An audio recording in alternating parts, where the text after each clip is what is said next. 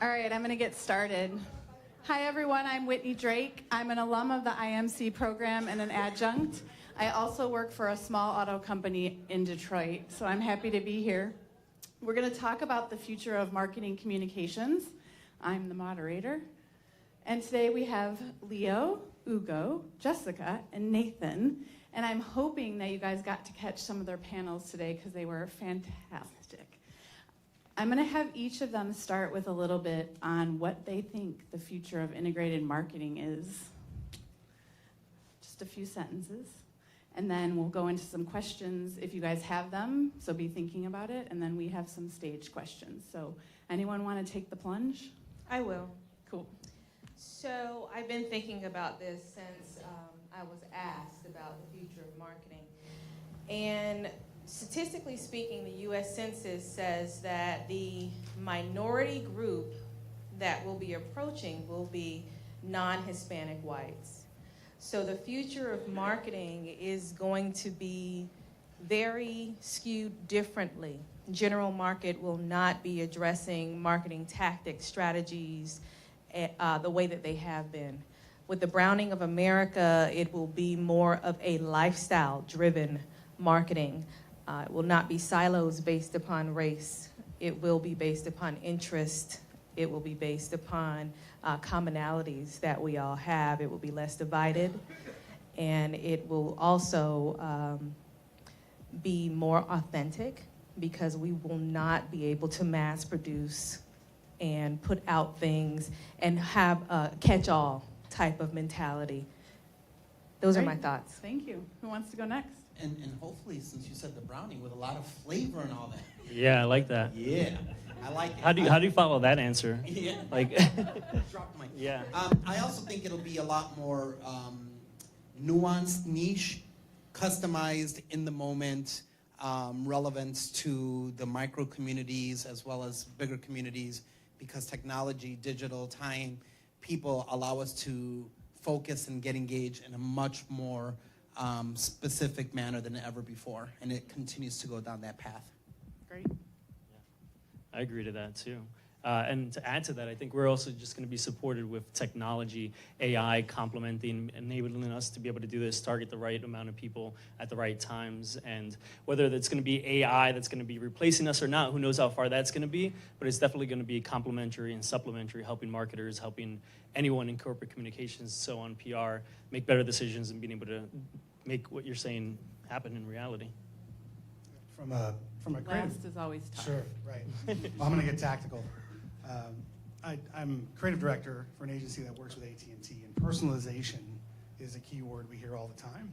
And how that impacts the creative team is we are getting the data of these personas, and then we're building modules that we know will speak to independent personas.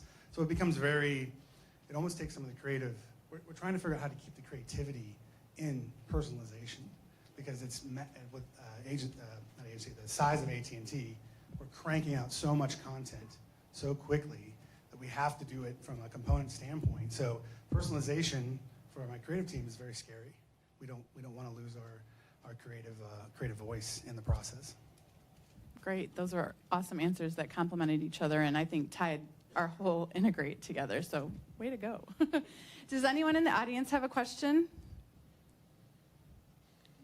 All right. What tips do you have to ensure we are evolving with the industry? How do you personally stay on top of the latest trends? By being very nosy.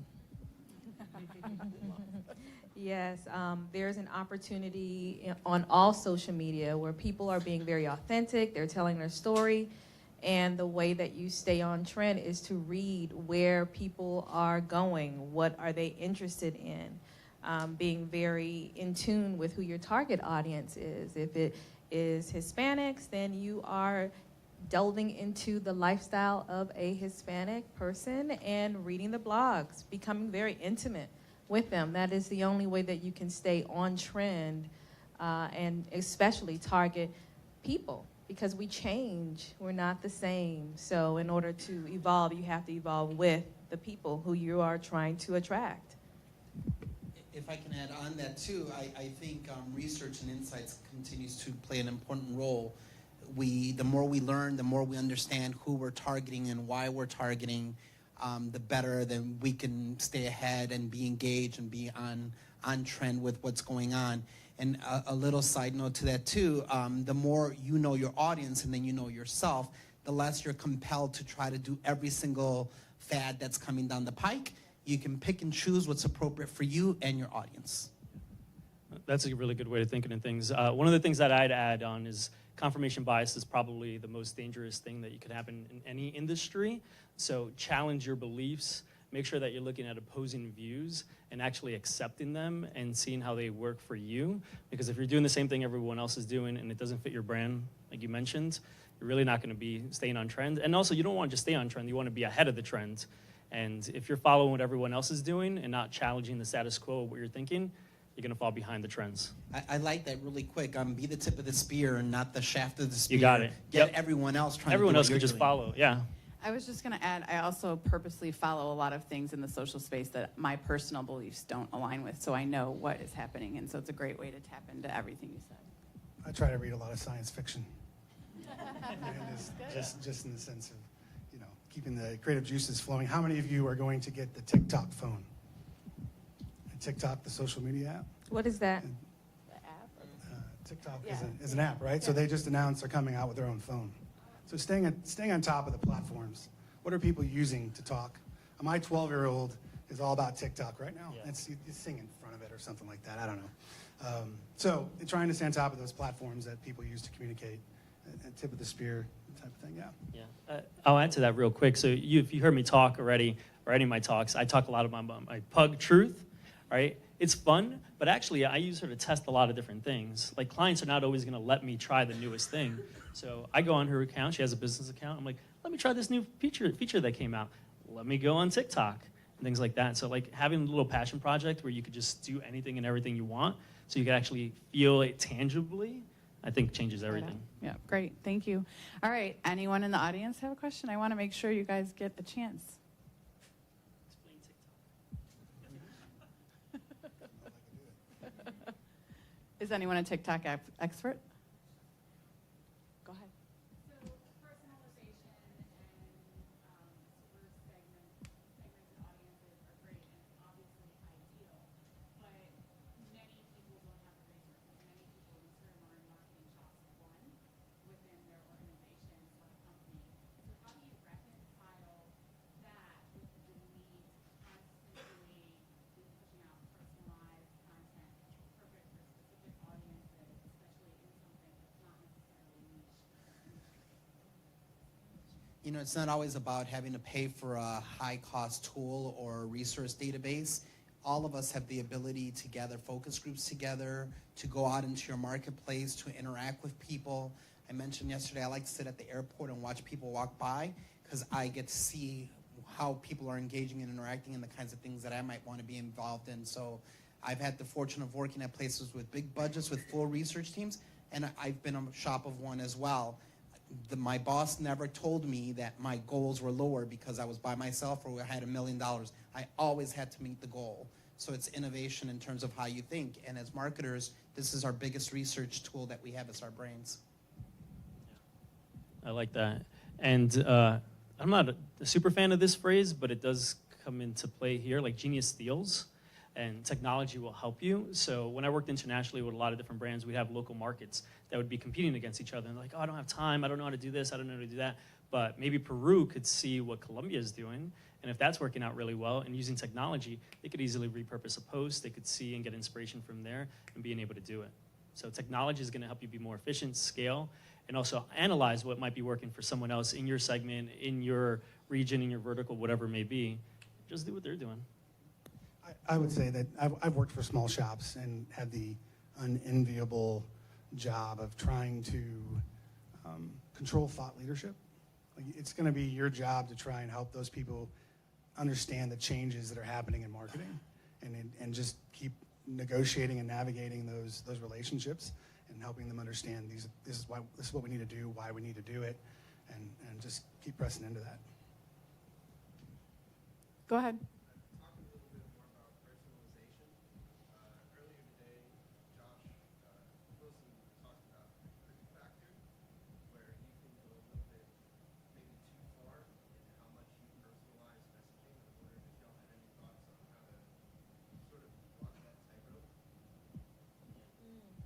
Well, I think just be human.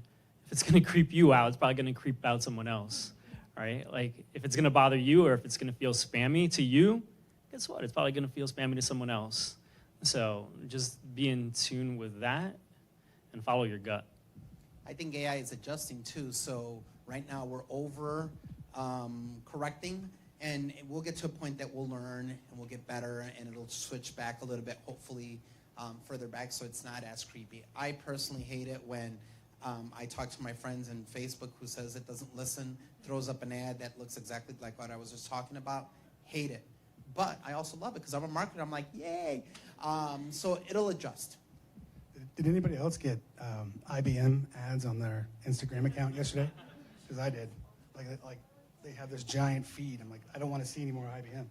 So they're listening. It's definitely creepy.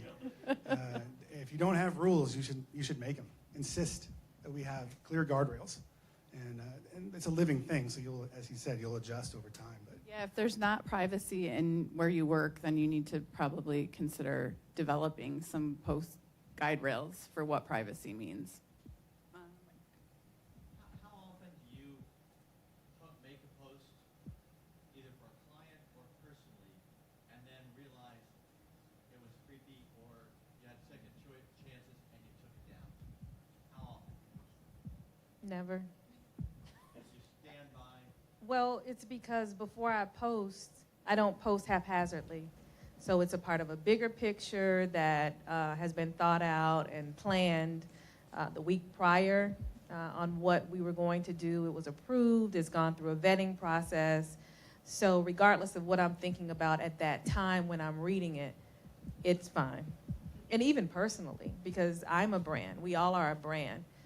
I will just I definitely, and we're not talking about this, but personally, do not post emotionally. Don't do it. Just don't. Because at the end of the day, you are a brand. You represent a client. If they don't like it, then you are jeopardizing your relationship with them, your company's relationship with them, your future employment at another location. It's just not worth it. And I know a lot of millennials have fun having this freedom of expression, but it comes at a cost. And so I know that that's not what you were asking about, but I did want to take that moment just to give you a little breath of caution on social media, because you're being judged. Goes back to what I was talking about before. You're always being judged. It's not fair, but it's the fact. It's the fact of the matter. Would you like to coach the president? We're going to keep going. Okay, go ahead. I kind of wanted to follow up on what you were saying on emotion. So for brands, I mean, we want brands to be human, to talk to different people. So what's the best way a brand can show emotion without looking like they're either desperate or just being judged in a really poor way? Because at the end of the day, I think we're trying to communicate with different people on their own level. So how do we get to their own level while not embarrassing ourselves emotionally? I don't think that's a general question that you can answer. Every brand has its own character. It has its own likes. It has its own followings and the people who are attracted to that brand. So, for example, Chick-fil-A is not going to talk about beef. Or are they? So my point is just that every brand has its own characteristic, and the only way that you can, in my opinion, communicate is by following the idiosyncrasies that you have created for that particular brand. And that should have come with your strategy when you created the brand. Is it a boy or is it a girl? How old is it? What does it like to do? Or what does that ideal customer like? And following that pattern will lead you to the type of conversations that you should be having. And I'm sure that's a class. I think I was just learned going to that. say good writing Yeah. is hugely Yeah. important, and it's why if you have professors in the program, we stress writing so heavily, because at the end of the day, good writing is what differentiates brands and makes people want to engage with you. And Agreed. Can I add also, it is very personalized, but part of the work that you should be doing is developing your persona, as you were Yep. saying. So What's your brand voice going to be like? What are keywords that you use? What are categories that you talk in? What tense do you talk in? What frequency, what velocity do you engage in? All that stuff that you can do ahead of time so that anyone on your team that's responding is not responding as Hugo when I'm mad that something happened. I'm responding as the brand. You got it. Yeah, and it's about consistency, to piggyback on everything you're saying. All right, like if I started talking, I'm like, yo, that was lit. Like, that's not the way I talk, and all of a sudden it's going to feel weird. Right? And the same thing happens with the brand. Like, you establish yourself, follow your brand guidelines, and make sure that you're following them consistently. Because people will notice when all of a sudden you're doing something that is out of character. Yeah, exactly. If I had a buck for every time I was told that the tone of voice is off-brand, I'd be a millionaire. And I was Many of these established brands have very clear guardrails that your agencies and your creative teams in-house will follow, and it keeps everybody in line. Yeah, Cokes is like this thick. And Leo, you mentioned earlier that you know Oreo inside and out. That's another thing. Like in auto, you can't call a wheel a tire because you're going to get flamed, right? Like you just need to know what you're working on and be able to write about it well and answer quickly. And if you have multiple clients, make sure that you keep your brands identified. When I was doing Taco Bell and Starbucks at the same time, oh my gosh, you don't want to cross-pollinate those at all. Yeah. I saw one over here. Anyone? Another question over here? How about in the back? Nope. You want to say something? I was just over saying, your question about, you want to have the guts as a brand to do new things. And there's always that scary line. And it's your job to push them. And sometimes your ideas will be off. So like Wrangler, right? Wrangler just did that with that Old Town Road. And there's been a lot of criticism, but there's been a lot of really good press for Wrangler. Someone had to go and pitch that. And they said, we're going to have the guts to do this. So I think that's great. That's what makes this industry a lot of fun. Go ahead.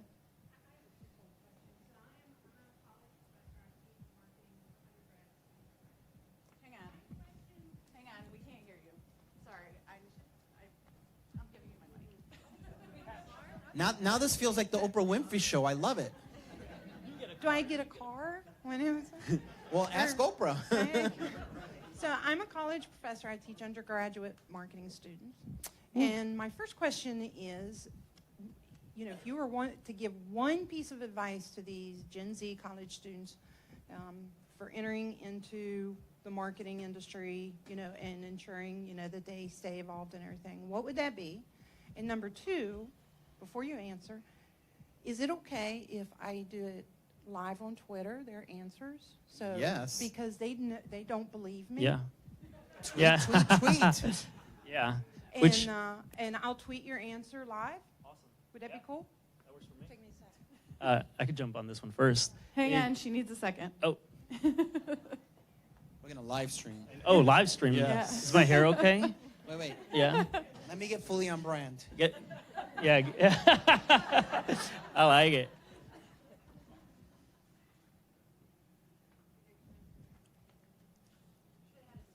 Oh, no worries. I could always repeat it. I don't know. Aren't we videotaping Is this already? this session? I think we are. Well, I'll go first, and then you can maybe get someone else's. Yep. How about that? So really, it's about creating content. And I say, have a passion project. Take something on that you could go ahead and do. I always use TruthPug as the example. Those are case studies. I could talk about how I started with 100 followers, and within 2 weeks, I was able to get 2,000 followers. Have metrics. Be able to tell story with those metrics. Show proof. So don't just say, well, I had a Facebook page, and it grew. How much did it grow by? What did you do? What was the impact of that? And you could do that by having passion projects. Again, whether it's photography, whether it's creating things on TikTok, whatever it may be. Have something and have work that you could show. So maybe you're not going to get an internship. Maybe someone's not going to give you the opportunity to create those opportunities for you. And when you're creating content, people are also going to come to you as a subject matter expert. And when you're creating that kind of content, and especially if you're doing business content, add value and add your own POV. Don't just retweet. Don't just say, yeah. Actually add value to the conversation that's happening if you're focusing on a business perspective when it comes to content. I would add to that, put the cell phone down. Learn how to speak to a human being, complete a sentence, and actually give a person eye contact.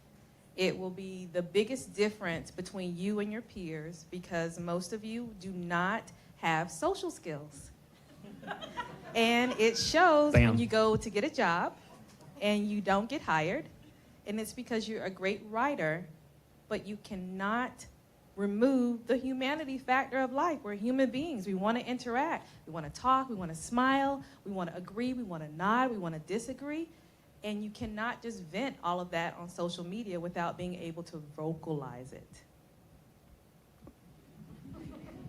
Amen. Yes. Someone that's coming new into this industry, I would say, do the best work possible because you want to do great work, not because your client is paying you. Start off with what makes you good and what's the best that you can bring to the table, and always bring that to any projects that you do, and then everyone else around you will be happy. I'd say find a mentor and have heroes. Very good. All right. Anyone else? I have another question. This is being recorded. So my question is, the 80-20 rule, 80% relevant material, the other 20% self-promotion. What are your thoughts on the 80-20 rule, and how much should you stick by that? In terms of a company or personally? Both. Yeah, that 80-20 is so funny because it gets applied to so many different things. I think it goes back to something you said earlier. There's no general answer. It all depends on the brand. So some brands can get away with promoting the heck out of themselves because they've earned that, or because the audience enjoys them in that way, and some shouldn't. Same thing with individuals. There's some out there people that, when Gary Vee talks, it's 99% about him. And 1%, about the brands that he works with, but people love that. He's earned that. He's worked hard for that. So it's situational. You just got to be aware that you're providing value, whatever that value perception may be. I just got to say that was a really good answer, because and the reason I'm going to just focus on your answer for a second is because that's a tool, right? Tools are used at different occasions, and sometimes you need a hammer, sometimes you need a screwdriver. So when people give you definitive answers like, yeah, that's what you do, that's the wrong answer. You don't trust that person. So that was a fantastic If you're answer. looking for a mentor and they give you answers all the time, continue looking for a mentor. They should be helping you figure out the answers. Sorry, I just want to tie it back to our conversation. Yeah, I've never been in a marketing meeting where that 80-20 was used verbally. Like, I think everybody uses it as a tool in the toolbox. You need to know it. You need to understand it. It's legit. But we're not dropping jargon like that in the tactical execution of the ideas. So. But sometimes you get that client, though, that has read that article, and they'll come in and they're Yep. like, so what's our 80-20 rule, and how are we going to apply that today? Oh, my gosh, those are bad days. Yeah, but that's when you focus on being a trusted advisor, right? Like, I guiding want to through. add that you just have to know what you're doing, because there is a discernment that will come to you, and it's not anything that you can describe. It might not be anything that relates to a metric, but if you've just been talking too much about this brand on their platform, that it just doesn't feel right. And I'm not talking about being emotional. And I'm also not talking about the fact that you are supposed to pay attention to your client and your target audience to gauge how you move forward, because didn't Steve Jobs say people don't know what they want, you got to give it to them? It's all relative, and you have to just evolve, and you have to just be very discerning to know whether or not it's what you're supposed to be doing. I mean, you just have to be very intelligent. Yeah, and it's okay. Just like with the U.S. Army that I was talking about earlier. Even though they tweeted that, and it seemed as if it was a very simple request or question, it didn't get very good responses. It's they were able to come back from it and ask a great question and then give plausible situations that could help. So it's all learning. It's never going to stop. Go ahead, Cindy. Never been accused of not being able to be heard in the back of the room, but I'd like to ask you all about how you see multiculturalism and diversity evolving for us as a profession, and where do you see us going, and how can we all be authentic and real and evolve in cultures and diversity that may not be our own? When I was working with Starbucks. I was working with them on multicultural marketing. And the first thing they did when we walked in the room, which I loved, is they said, we don't believe in multicultural because we're all one community, one society. So it was more, let's understand nuances of what makes you you that we can weave in. And so it took the stress out of, I'm the brown guy in the room, let me tell you about all the brown people, or where's my black representation, or my Asian representation, or female, or sexuality, or whatever. It was about the human experience. And that's where I believe multicultural marketing is heading, is into a more of integrated fabric. Now, with that said, I would say, I would add, if you are not part of that cultural experience as a first person, tread carefully, draw in others that are, and don't feel like you have to adopt or own that experience in order to bring it out, because that's when lack of authenticity comes to the forefront. That's when you get in trouble. There are plenty of people that you can pull into the circle and say, what should we do? What's your idea? Let them drive with you, and don't feel like you have to own it all. I would add to that, and it's something that we say in my realm of expertise very often, have someone at the table. If you don't know, have someone at the table that can speak to it. I remember in the early 2000s, Gillette, we were talking to them about doing some promotions, and they told me that black women do not shave. Yes. And it was very startling to me as well, but it showed just 20 years ago that there was a certain ignorance that was personified by them actually voicing it to a black woman who was talking to them about shaving. And they told me that black women do not shave. So at the end of the day, I know that when we went through graduate school, we learned how to validate an opinion, and you can validate any opinion. And back to your point, even Trump can validate every one of his opinions. Everyone can, whether you want to agree with it or not, it can be validated. But even with that, like you said, tread lightly and just make sure that you have people at the table who can speak to those other diverse groups so that you can learn. And I would just add, don't be afraid to voice your opinion. So I had a similar experience where I was told women don't drive manual transmissions. Can I do a selfless plug here on LinkedIn? I just put an article up last week called The Death of Hispanic Marketing, which talks about these issues and how to address it. So look it up, more insights there as well. You're not in Miami. I'm not. There's no death of Hispanic marketing going on in Miami. Well, it's a play. It's clickbait. Oh, nice that. Go like, comment, share. It's not dead. Do we have any other? Yeah. That's a marketing lesson. That's awesome. All right, I'm gonna go. Do you wanna talk? Go Just ahead. from a creative side of the house, it's top of mind. So the creative team is drilled to check the boxes of diversity, which is not necessarily always a positive thing. And we really need stock photography to ramp that up. Like, we need to go talk to that industry and say we need a much broader range of creative stock photography, because most businesses don't have a budget to do a photo shoot. So you're going to the stock sites, and after a very short amount of time, you are exhausted on diversity. I love the fact that you brought that up. Yeah, that is really good. Because my company is launching There you go. blackandbrownish.com. Nice. And we are a stock photography multicultural Awesome. platform. Fill the need. Because all of our, yes, black and brownish, Yeah, I like it. blackandbrownish.com. You can click on it. I'm gonna go to the next question. Oh, I wanted to finish, but that's Oh, okay. Go ahead. I'm sorry, go ahead. You know what it is. Black Yeah.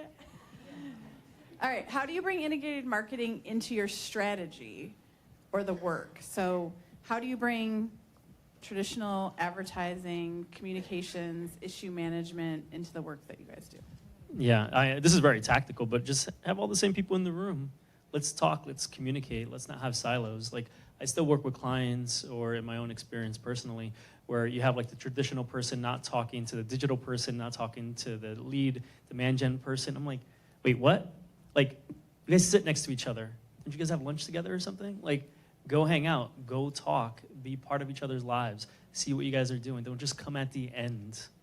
So, and also actually, a lot of that too is I see, and again, I'm getting very tactical, But like even a project management perspective, sometimes there's no one actually overseeing all of that. And I'm like, we need people like that to be able to like say, all right, wait, actually, Jen should talk to Bob and Bob should talk to Jessica. Like that doesn't happen. So focus on project management and having people sit at the same table. Great. Go ahead. From my perspective on the creative side, you have your agencies and your teams building your upper funnel work, and they're not thinking about the mid and lower funnels. And so you've got fantastic commercials that have a very distinct message that the brand wants to push down all the way through the channels and funnels, but the agency didn't think about email. Well, how is that motion going to work as a static image? And so we're constantly having to go back to the agency and say, could you solve that? Or did you guys think about that? Because you should have. And the client's going, well, we probably needed to think about that ahead of time. So you're right. The right people need to be in the room, and you need to identify all those channels up front, and then start, as you execute the creative, think through how it might live in the different platforms. And because if you don't, you lose your through line, you lose your consistency of the campaign, and that matters. Agreed. And I think a lot of that comes from like leadership and management, because I remember like my first years in advertising, I just did my own little community management stuff. I didn't think about how money got made or like where I got paid from or anything like that. I just thought about what I did. But if I understood the bigger picture and how my job impacted someone else's job, and that's what I learned throughout the years. And I was like, oh, this is a business that's all running together. I don't just tweet. All right, like, and that's really my first few years. I'm like, I just tweet, and this is what I do. I wasn't thinking about sales or anything like that. But when you understand the bigger picture and you're part of a big ship that's doing amazing things, and the more that you can work together, the better. And that has to come from leadership, though. Integrated assumes a consistent experience. Yeah. And I don't think a lot of marketing, just not seeing the evidence of that necessarily being translated in strategy. So. I would say there's also the ability as the person working on it to ask questions.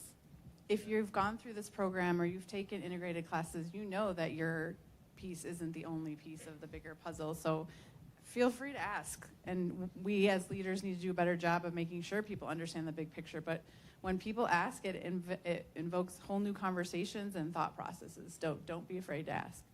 Any questions out there? Or I'm going to go to my next one. Go ahead.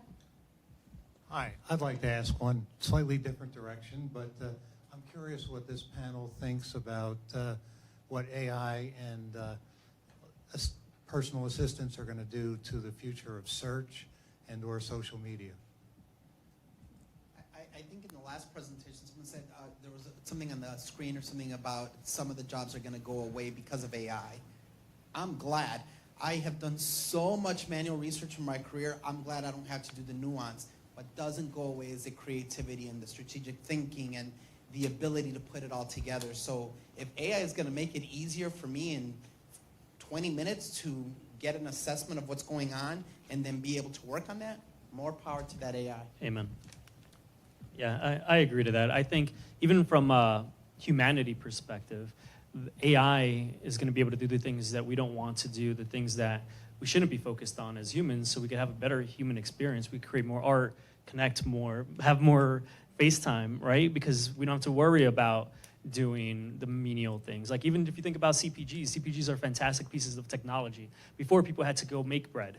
Before, people had to go to like a local bakery to make bread, right? To get bread. But now, because of CPGs, consumer packaged goods, we could just go to the store. So it gives us time to do this kind of stuff. It gives us time to program. It gives us time to create art. So, amen, I agree to that 100%. And that's just a humanity perspective, too.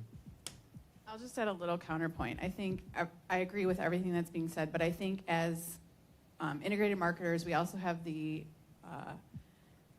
ability to counsel on the future and the risks that might come with AI. So we've already seen unconscious bias in some algorithms that that have hurt us. So I think when you're working with your clients, if you're using AI and you're trying new things, you also just have to be aware of what possibly might go sideways and what does that mean for an issue or a crisis management. Just big plug, because I've been through a lot. All right, I'm gonna go to the next one.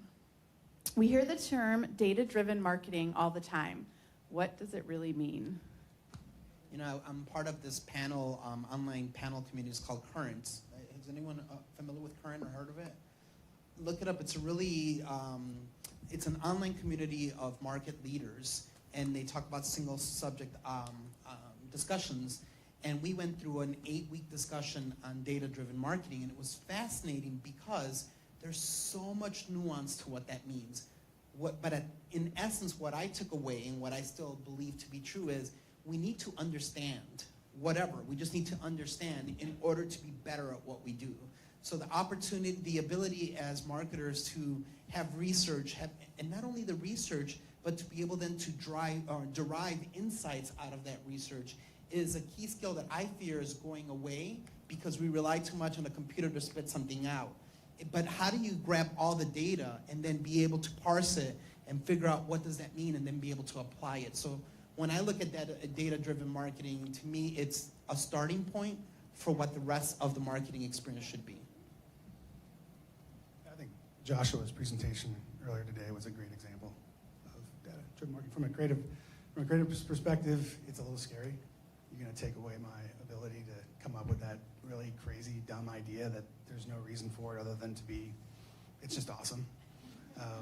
So creatives get a little nervous about that. But good data, I like this, good data-driven marketing, insightful data, someone can take it and tell me exactly what the data's going to inform the creative, can be very useful and a lot of fun. Any other questions out there? Yep, go ahead. Do y'all ever worry about like backlash to that or anything? So say for example, like all these hyper-targeted ads or something, and something like check out these new Morgantown things, like whatever. Like, do you ever worry that like you're being too specific or that you're hitting people too much or something, and that would make them avoid the product or whatever it is that you're advertising? I need to see the data. Yeah, I mean, it's true. I mean, there's risk in everything that we do, right? But you can click on half of them and give feedback. So as the process gets better, we're learning. I mean, there's risk no matter what, and that we all have to be willing to take it. Comes into You- we're in yeah, a world good of point. so much noise. So how do you stand out from the pack? Sometimes less is better. Sometimes take the time to really understand and then come up with something that just touches that consumer you're trying to reach in the right spot. But you're fighting against all these different channels all the time. So, And you're testing. Yeah. If you're testing, then you'll know and you'll abort and try something else. What you said earlier, I mean, it's 100% true. I got to check the data, right? Like, If it's true. That may happen, yeah, and that might be a concern. But now we know, and now we need to change. And the A/B testing will allow us to figure out what we need to be doing. Any other questions? All right. How do you prioritize which new skills to acquire? Passion, what I'm good at first, and then I'll try to press into the things I'm not so good at. Yeah, I look for something that gives me that fire that doesn't feel like I'm working. Like, I want to learn this new thing, and I want to focus on it, and I want to do it more than anything else. And then I focus on that. All right, I'm going to go to the next one. How do these skills impact you when you're hiring a team and working with other people? We touched on this a little bit earlier, but When I do hiring, it's more of a cultural fit. And I don't mean a black culture. I mean, it is a culture. What does Hip Rockstar stand for? What are the things that we do? I'm the president of a company called Hip Rockstar. We're a fully integrated marketing and communications firm. We have our own company culture. And if someone can come with great skills, but like, for example, they're not people-oriented and they can't hold a conversation and look someone square in the eye and have a conversation that's meaningful, then Hip Rockstar might not be the place for them. So for us, it's more than skills and degrees. It's more of a culture fit to be able to service our clients the way that they're accustomed to being serviced. And when I agree, and when I hire people for my team, I try to figure out what don't I want to do and how do I get someone to do it. But frankly, it's only a half truth on that. Sometimes it's okay. It's not sometimes, all the time it's okay to have people that don't do what you do and bring them alongside, because I think I'm great at everything, but really I'm not, so I got to have other people. Yeah, no, those are all great answers. And to add to that from like a technical perspective, the number one thing to drive me crazy when I'm interviewing someone and I go, do you have any questions for me? They're like, no. That's a bad sign for me. I want someone who's curious, that wants to know, ask questions, and that's how I tell if someone's a good cultural fit for my team, is usually like, I want someone like, yeah, tell me about this and tell me about that. What do you do here? Like, I want to see and feel that excitement. When someone's like, I don't have any questions, I'm like, can we end this? I agree. You need to do your homework. Come to the table knowing what we do and what we're about and what value you bring to the team, because it's not really about you. It's about what you can do for. And it's about you, but it's filling the role. And so I always try to scare people off. Any questions in the audience? Get out of All right. here. That was all our prepared questions. So it's all on you guys. You got time. What other questions do you have? Go ahead, Nick. So, if you're nervous about a new project or a new post or something like that, if you ever have that anxiety, are you ever afraid of what the risks are, and are you afraid to put it out? What's your confidence level like on something where you're very iffy about, and how afraid are you of it to not work? If I'm iffy about it, I'm definitely not presenting it to my clients. I have to be very passionate about it. I have to like it. After it's created, I want to go back and look at it. I want to test it out. I want to say it. I actually fall in love with it before I present it to any of my clients. I mean, even with my speech today, I just kept reading over it, and I'm like, oh, this is so good. I hope they learn from this. This is great. Because at the end of the day, you want to have an impact. And so if there's no connection and you're not passionate about it and you're iffy, that might not be what you want to present. I want her job.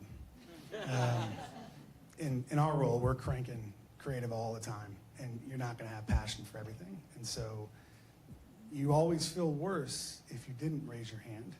So if you go ahead and do it, and you have this nagging thing, you didn't let the leadership know, you're going to feel a lot worse that you didn't, especially if it goes south. So have the guts to let the people know, hey, this is a problem, and you may not have the option to change it, but you can spend the time as a team. How are you going to spin it? We've done that thousands of times. Oh crap, we made a mistake. This isn't right. How are we going to spin it? So the client doesn't have to know about the tension. It's all internal. As a team, we're solving the problem. Yeah, that's really good. And I think anxiety and worry, that's also on a spectrum, right? It doesn't always mean one thing or the other all the time. Like, I completely agree. Like, even my presentation, every presentation I give, I'm confident in. But right before I get up, I'm nervous. And I'm not nervous that it's not going to do well or anything. I'm just nervous because I care, and I'm, like, excited. And maybe my brain works differently, and it turns it into anxiousness or something. But it just means that I care, and I want it to be good. And so I think also this is where preparation comes into play. If your team understands your brand, your client, whatever it is, you can come into it with a little more confidence. It doesn't mean that you always hit it out of the park. We fall and fail all the time.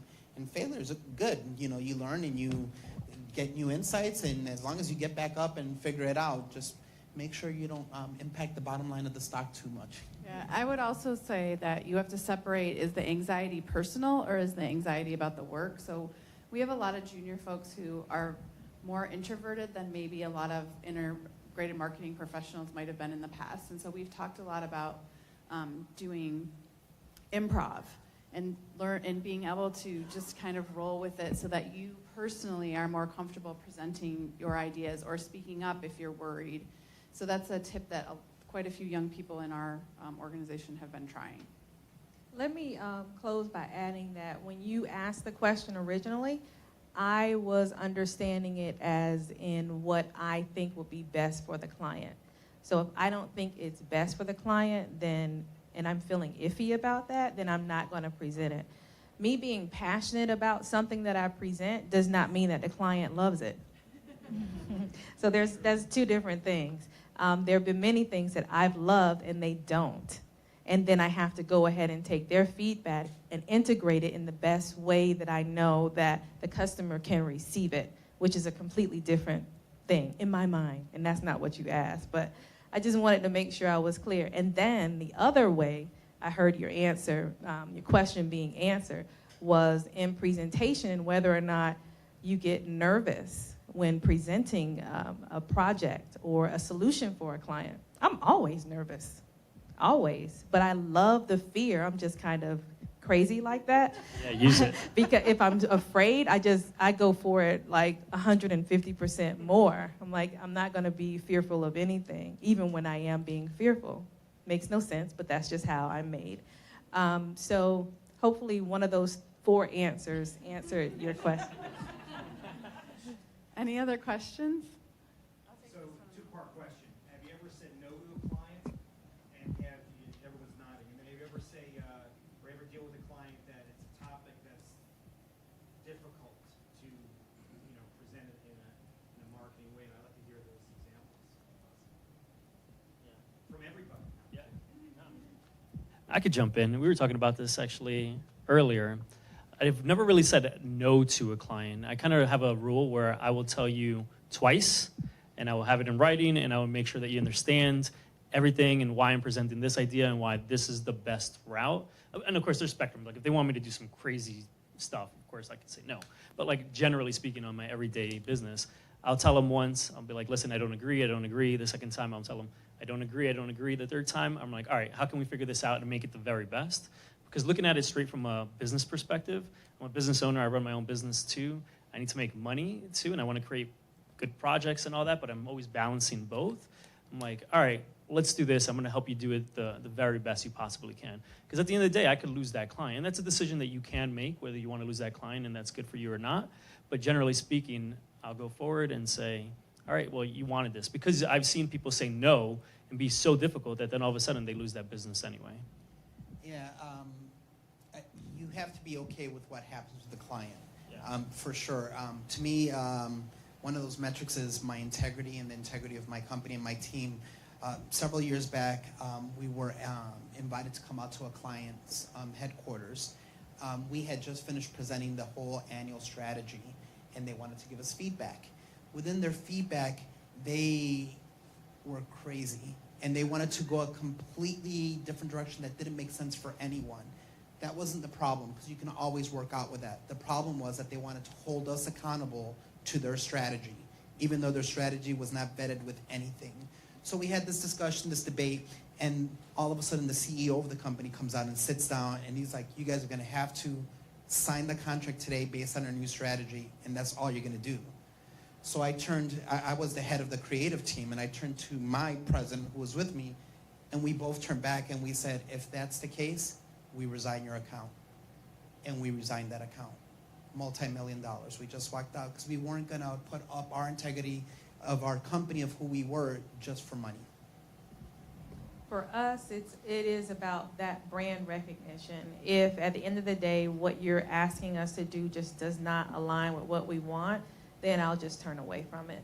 And even in the midst of a contract, when clients have decided that they want to take a different strategy and a different route, I've gone ahead and written an email, thanked them for the service that we have had thus far, but at the end of the month, we will cease our relationship with you because of X, Y, and Z. And I just have to live with that, because at the end of the day, if it's not going to make sense for our brand and you going out and saying that this company, our company did this for you, no, you're not going to pull me into that foolishness. Can I add one more thing, and then I got to leave to catch a plane, so I just want to leave you with this too. Remember also, it's not your sandbox. So fight the fights that are worth fighting, and other times, who cares? Someone asked me this morning in a session about this, and I'm like, look, I care about what I do. I love what I do, but it's not my product. If you want to say that your product is blue, even though it's great, fine. Let's talk about it. Let's figure it out. I'm not going to fight for that. I'm just not going to lie for you. I'm not going to pretend that it's not real. I'm not going to do anything that goes against who I am. But I don't care that the doohickey, that if whatever you want to highlight, it's your sandbox. It's your toy. I got to decide if I want to play in that sandbox. So thank you all. I got to go. Thank you. So I say no to clients in my head all the time. Not really in the position to say no in general, but we do say no to the scope of work. They'll try to sneak in. Why don't you do this? Why don't you do that? And we're like, yeah, no, I don't think, even though there's the potential for it to be a positive, many times it taxes the team, and we have to say no. In terms of the work, the short way of saying, what we in the creative industry we say, tell them once, tell them twice, and then take their money. And it's kind of a tacky way to say it, but it really helps remove the anxiety. You're doing a very good job. You presented them the best possible solutions. You put your heart into it. They don't want it. Okay, well, let's try it again. They don't want it. Okay, well, now, like Hugo said, we're going to work this out. And you hopefully you're all future clients. Hopefully we're all working together in the future, and you guys can come to the table with a very clear idea of what you want, and we can collaborate. The best part, it's a bad partnership if you're having to have that conversation. It's probably not going to last very long. They're going to know you're thinking no now, though. In the back.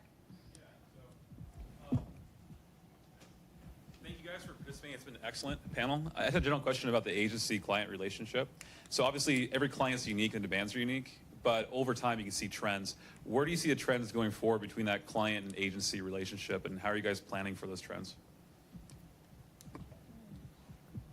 Yeah, and let me know if this doesn't really answer your question so much, but I'm seeing a lot of agencies actually becoming more consultancies, and consultancies really are the biggest threats to agencies. Accenture just bought Droga 5. Droga 5, if you don't know them, they're a big agency in New York. They do The Rock, Under Armour, things like that. They just bought them. And even my last days at 360i and like what I do now, basically I was a consultant. I was helping other teams, making sure that they were doing amazing work, that they were doing what they needed to do. And I was consulting a heck of a lot more. Even with brands that had internal agencies, I just came in as a consultant. And that's basically what I do now, mostly. There's a lot of really interesting things happening right now between agencies and in-house. A month ago, we worked with BBDO, Hearts and Science, Critical Mass, and now we work with Omnicom. We don't refer to them as their individual agencies, and each one had a very specific role in the marketing mix, and they've decided they want to be called Omnicom, which I think shows value to AT&T as we are so big, we can do all of this for you. And you can just call us by one name. You don't have to keep track of anything anymore. We're your one-stop shop to get all of this done, media buying to the creative to all the other aspects. So I think agencies are being hard-pressed to show value, and so much so, like, not only show value, but expertise on the business. Why wouldn't I go with an in-house team that knows my business really well and probably saves me a little bit of money? Well, you have to have vision and you have to have strong leadership to do that. But I know Pepsi just revamped their in-house team, and they're doing some really good work. And they killed their agency. Oh, thanks, but no thanks. 20 years, don't need you anymore. Really interesting stuff. So I think we'll have to see and watch. I may be looking for a job next week. Any other questions? Okay, I think we'll wrap a little early. Thank you very much to our Thank you. panel.